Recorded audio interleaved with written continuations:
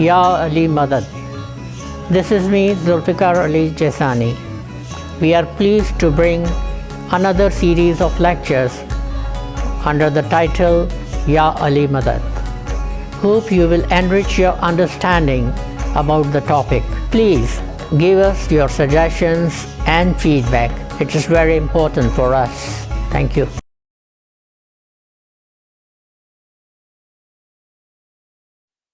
اللہم صلی علی محمد وآل محمد. محترم حاضرین، یا علی مدد کے سلسلے میں تقاریر کا سلسلہ جاری ہے، اور آج ہم ایک اہم اور نہایت ہی دلچسپ موضوع پر بات کریں گے.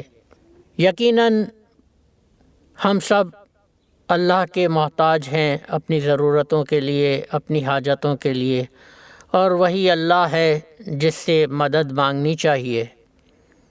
وہی ہم سب کی مرادیں پوری کرتا ہے. لیکن قرآن کا مطالعہ کریں تو معلوم ہوتا ہے کہ اللہ تعالیٰ کی مدد حاصل کرنے کے لیے اللہ تعالیٰ نے ایک شرط عائد کر دی ہے، ایک کنڈیشن لگا دی ہے.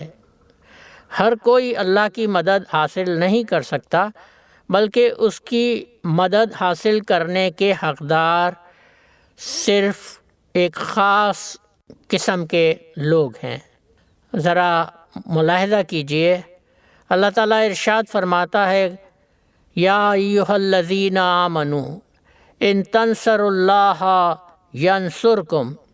اے ایمان والو، اگر تم اللہ کی مدد کرو گے تو وہ بھی تمہاری مدد کرے گا. وَيُثَبِّتُ اقدامکم، اور تمہیں ثابت قدم رکھے گا. تو یہاں ہمیں معلوم ہوتا ہے کہ اللہ کی مدد اگر ہم کریں گے تو اللہ تعالیٰ ہماری مدد فرمائیں گے. غور کیجئے، اللہ تعالیٰ کی ذات وہ ذات پاک ہے کہ جس کے لیے کہا گیا انما امرہ اذ اراد شیئا ان یقول لہ کن فیکن. اللہ تعالیٰ کا امر، اللہ تعالیٰ کی کمانڈ ایسی ہے کہ جب وہ کسی چیز کے لیے ارادہ کرتا ہے تو اس کے لیے کہتا ہے کن فیکن، ہو جا، تو وہ چیز ہو جاتی ہے. اللہ تعالیٰ کی طاقت ایسی ہے، اللہ تعالیٰ کی قوت ایسی ہے کہ جس کے لیے کہا گیا ان اللہ قوت للہ جمیعا. تمام طاقت، تمام قوت صرف اللہ تبارک و تعالیٰ کی ہے. اور پھر کلام پاک میں ارشاد فرمایا گیا کہ ان اللہ علی کل شیء قدیر. جان لو کہ اللہ تعالیٰ ہر چیز پر قدرت رکھتا ہے. اب ذرا غور کیجئے کہ وہ اللہ جو ہر چیز پر قدرت رکھتا ہے، جس کی کمانڈ، جس کا حکم، جس کا امر ایسا ہے کہ کسی چیز کے لیے کہے ہو جا تو وہ ہو جاتی ہے، تمام طاقت کا سرچشمہ اللہ کی ذات ہے، تو اسے بھلا کیا ضرورت پیش آ گئی کہ ہم جیسے کمزور انسان سے وہ مدد کے لیے کہتا ہے، جس کے بارے میں خود کلام پاک میں ارشاد کیا گیا کہ خلق الانسان ضعیفا، کہ انسان کو بہت کمزور پیدا کیا گیا ہے. تو کیا نعوذ باللہ اللہ تعالیٰ اپنی حاجت پوری کرنے کے لیے اس کمزور انسان کی مدد کا محتاج ہے؟ یہاں ایک اور بات کی طرف اشارہ کر دوں کہ انسان سے مدد اللہ تعالیٰ نے نہیں مانگی، بلکہ آیت شروع ہوتی ہے یا ایھا الذین آمنوا ان تنصروا اللہ ینصرکم. اے ایمان والو، مومنین سے مخاطب ہے اللہ تعالیٰ، مومنین سے مخاطب ہے کہ اگر وہ اللہ کی مدد کریں گے تو اللہ بھی ان کی مدد کرے گا. گویا ایمان کی طاقت ایک انسان کو انسان سے مومن بنا دیتی ہے، اور اس کا رتبہ اتنا بلند ہو جاتا ہے کہ اللہ تعالیٰ اس سے مدد کا خواستگار ہوتا ہے. کونوا انصار اللہ، ارشاد ہوتا ہے تم سب اللہ کے مددگار بن جاؤ. اللہ تعالیٰ کی مدد کس طرح سے کی جائے؟ آئیے اب اس نقطے کو سمجھنے کی کوشش کرتے ہیں. اللہ تعالیٰ کو ہم براہ راست کسی قسم کی امداد نہیں پہنچا سکتے، اور نہ ہی اللہ کو براہ راست کسی امداد کی ضرورت ہے. اللہ کو تو ہم دیکھ ہی نہیں پاتے، وہ تو ہماری سوچ سے، ہماری ذہن سے، ہماری فہم و فراست سے بالا تر ہے، تو پھر کس ہستی کی مدد کی جائے جو اللہ کی مدد کرنے کے مترادف ہو۔ آئیے ذرا تاریخ کے جھروکوں میں جھانکتے ہیں اور اس نکتے کو سمجھنے کی کوشش کرتے ہیں۔ حدیبیہ کے مقام پر سن 6 ہجری میں مسلمانوں کا اجتماع ہوا تھا اور مسلمان حضرت صلی اللہ علیہ وآلہ وسلم کی قیادت میں عمرہ کرنے کی نیت سے مکہ جانے کے لیے روانہ ہوئے تھے، لیکن یہاں پر انہیں اطلاع ملی کہ حضرت عثمان جنہیں ایلچی بنا کر قریش مکہ کی طرف بھیجا گیا تھا، انہیں شہید کر دیا گیا ہے۔ جب حضرت محمد مصطفیٰ کے پاس یہ اطلاع آئی تو انہوں نے تمام صحابہ کو جمع کیا اور ان سے بیعت لی۔ تمام صحابہ نے اس بات کا اقرار کیا کہ جب تک حضرت عثمان کا قصاص نہیں لے لیں گے ہم چین سے نہیں بیٹھیں گے۔ ہر صحابی نے آ کر رسول اللہ کے ہاتھ پر بیعت کی۔ اللہ تعالیٰ کو یہ عمل، یہ یکجہتی اتنی پسند آئی کہ اس بیعت کو بیعت رضوان کہا جاتا ہے، اور باقاعدہ سورۃ الفتح میں آیت نازل ہوئی، ان الذین یبایعونک انما یبایعون اللہ، بے شک جو لوگ آپ کی بیعت کر رہے ہیں وہ در حقیقت اللہ کی بیعت کر رہے ہیں۔ ید اللہ فوق ایدیہم، اور اللہ کا ہاتھ ان کے ہاتھوں پر ہے۔ تو بیعت ہو رہی ہے رسول کی، لیکن اللہ فرماتا ہے کہ یہ بیعت اللہ کی بیعت ہے۔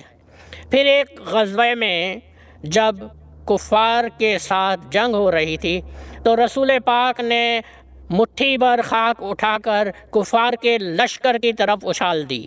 اس عمل کو اللہ تعالیٰ نے اپنا عمل قرار دیا اور ارشاد ہوا، وَمَا رَمَيْتَ إِذْ رَمَيْتَ وَلَكِنَّ اللَّهَ رَمَى، کہ یہ کنکر جو آپ نے پھینکے ہیں وہ آپ نے نہیں پھینکے، دراصل وہ اللہ نے پھینکے ہیں۔ تو رسول کا عمل تھا جسے اللہ نے اپنا عمل قرار دیا۔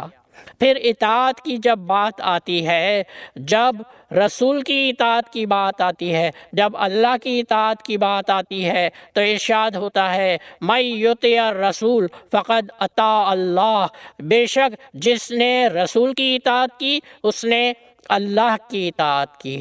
تو اللہ کی بیعت رسول کی بیعت کے ذریعے، اللہ کی اطاعت رسول کی اطاعت کے ذریعے، اللہ کا عمل رسول کا عمل، تو رسول کی مدد کر کے اللہ تعالیٰ کی مدد کی جا سکتی ہے۔ اب آپ کہیں گے اللہ کے رسول کو، نبی کو بھلا مدد کی کیا ضرورت ہے؟ تو اسلام دین فطرت ہے۔ جو بھی انبیاء مبعوث کیے گئے وہ انسان کے روپ میں دنیا میں تشریف لائے۔ ہاں، 2 خصوصیات ایسی تھی جو انہیں دوسرے انسانوں سے ممتاز اور منفرد بنا دیتی تھی۔ ایک تو وہ اللہ کے نور کا مظہر ہوا کرتے تھے، اور دوسرا اللہ تعالیٰ نے انہیں علم دے کر دنیا میں بھیجا، انسانوں کے درمیان بھیجا تاکہ وہ ان کی ہدایت کرتے رہیں۔ یہی وجہ ہے کہ تاریخ میں دیکھیں، انبیاء کی ہسٹری کا مطالعہ کریں تو جو اعتراض ان پر ان کی قوم کے مشرکین نے، کافروں نے کیے وہ یہی تھا، مَلِ هَٰذَا الرَّسُولُ يَأْكُلُ الطَّعَامَ وَيَمْشِي فِي الْأَسْوَاقِ، وہ انسان کے روپ کو سمجھنے سے قاصر تھے اور کہتے تھے یہ نبی کیسے ہو سکتا ہے، یہ رسول کیسے ہو سکتا ہے، یہ تو ہماری طرح کھاتا پیتا ہے اور بازار میں چلتا پھرتا ہے۔ لیکن اللہ تعالیٰ نے قرآن میں اس کا جواب دیا کہ بشر کی ہدایت کے لیے جب بھی رسول بھیجوں گا، ہادی بھیجوں گا، تو اسے بشر بنا کر بھیجوں گا۔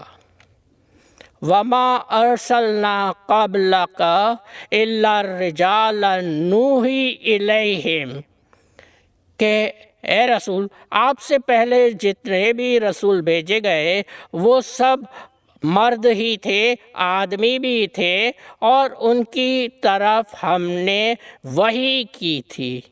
فَاسْأَلُوا أَهْلَ الذِّكْرِ إِن كُنتُمْ لَا تَعْلَمُونَ، اہل ذکر سے پوچھ لو، اہل علم سے پوچھ لو اگر تم نہیں جانتے۔ پھر جو بھی رسول آئے وہ چونکہ انسان تھے، لہٰذا انہیں بھی بھوک لگتی تھی، انہیں بھی پیاس لگتی تھی، وہ بھی بیمار ہوتے تھے، انہیں بھی تکلیف ہوتی تھی، وہ بھی بچپن، جوانی اور بڑھاپے کے مرحلوں سے گزرتے تھے، اور انہیں بھی دوسرے مومنین کی مدد کا سہارا لینا پڑتا تھا۔ جبھی تو کلام پاک میں ارشاد ہوا وَمَا جَعَلْنَاهُمْ جَسَدًا لا یاکل طعاما ولا ہم خالدین، کہ ہم نے انہیں ایسے جسم نہیں بنایا تھا کہ جو کھانا نہ کھاتے ہوں، اور نہ ہی وہ ہمیشہ زندہ رہنے والوں میں سے تھے۔ تو یہاں سے معلوم ہوتا ہے کہ ہر رسول اپنی زندگی میں مومنین کے ساتھ ہوا کرتا ہے، اور مومنین اس رسول کی مدد کرتے ہیں، اور اللہ کا رسول ان کی مدد کرتا ہے، انہیں ہدایت دیتا ہے، اور یوں یہ سارا نظام، دین کا نظام چلتا رہتا ہے۔ اسی کو ہم کہہ سکتے ہیں کہ ان تنصر اللہ ینصرکم، اگر تم اللہ کی مدد کرو گے تو اللہ بھی تمہاری مدد کرے گا۔ اسی لیے کلام پاک میں بہت سے مقامات پر مومنین سے ارشاد کیا گیا ہے کہ اللہ تعالیٰ کی طرف سے جو انبیاء کرام آپ کی طرف بھیجے گئے ہیں، مومنین پر واجب ہے کہ ان کی مدد کرے۔ سورۃ الفتح میں ارشاد ہوتا ہے اِنَّا أَرْسَلْنَاكَ شَاهِدًا وَمُبَشِّرًا وَنَذِيرًا، کہ بے شک ہم نے آپ کو گواہ بنا کر بھیجا، بشارت دینے والا بنا کر بھیجا، اور ڈرانے والا بنا کر بھیجا۔ لِتُؤْمِنُوا بِاللَّهِ وَرَسُولِهِ، تاکہ تم اللہ پر ایمان لاؤ اور رسولوں پر ایمان لاؤ، وَتَوَقِّرُوهُ وَتُعَزِّرُوهُ وَتُسَبِّحُوهُ بُكْرَةً وَأَصِيلًا، تاکہ تم ان بھیجے گئے انبیاء کرام کی توقیر کرو، عزت و احترام کرو، ان کی مدد کرو، اور ان کی تسبیح پڑھتے رہو صبح اور شام۔ اللہ تعالیٰ لوگوں سے قرض مانگتا ہے، ارشاد ہوتا ہے مَنْ ذَا الَّذِي يُقْرِضُ اللَّهَ قَرْضًا حَسَنًا، تم میں سے کون ہے جو اللہ کو قرض دے گا؟ اب ذرا سوچئے کہ قرض کون مانگتا ہے؟ قرض وہ مانگتا ہے جس کے پاس کچھ نہ ہو، جبکہ اللہ تعالیٰ کے تو صورتحال یہ ہے کہ جو کچھ زمینوں اور آسمانوں میں ہے، جو بھی خزانے ہیں، وہ سب اسی کے ہیں، تو اسے قرض مانگنے کی کیا ضرورت پیش آ گئی؟ اسے انسانوں سے قرض لینے کی کیا ضرورت پیش آ گئی؟ اور جب یہود اور اسلام کے دوسرے مخالفین یہ آیت سنتے تھے تو کہتے تھے، طنز سے کہتے تھے، تمسخر سے کہتے تھے کہ مسلمانوں کا خدا کتنا غریب ہے کہ مسلمانوں سے قرض مانگتا ہے۔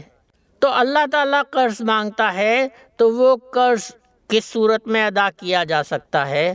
تو جناب والا، جس طرح اللہ کی عبادت نبی کے ذریعے سے ہوگی، اس طرح اللہ کو قرض نبی کو قرض دے کر کیا جا سکتا ہے۔